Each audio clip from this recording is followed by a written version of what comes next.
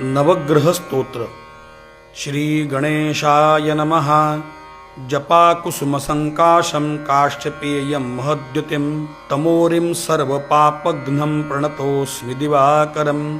दधिशङ्खतुषाराभं क्षीरोदार्णवसम्भवं नमामि शशिनं सोमं शम्भोर्मुकुटभूषणं। धरणीगर्भसम्भूतं विद्युत्कान्तिसमप्रभं कुमारं शक्तिहस्तं च मङ्गलं प्रणमाम्यहं। प्रियङ्गुकलिकाश्यामं रूपेणा प्रतिमं बुधं सौम्यं सौम्यगुणोपेतं तं बुधं प्रणमाम्यहं।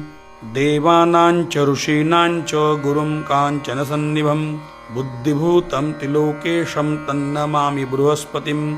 हीमकुन्दमृणालाभं दैत्यानां परमं गुरुं सर्वशास्त्रप्रवक्तारं भार्गवं प्रणमाम्यहं। नीलाञ्जनसमाभासं रविपुत्रं यमाग्रजं छायामार्तण्डसम्भूतं तन्नमामि शनेश्वरम्।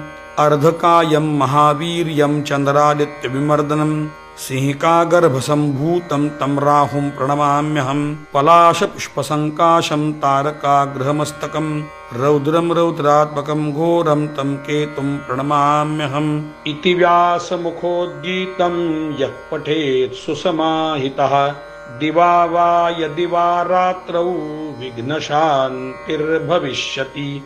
नरनारिनृपाणां च भवेद् स्वप्ननाशनम् ऐश्वर्यमतुलं तेषाम् आरोग्यं पुष्टिवर्धनम्।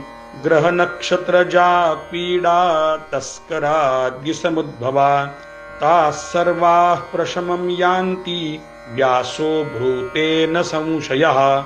इति श्रीव्यासविरचितम् आदित्यादिनवग्रहस्तोत्रं सम्पूर्णम्।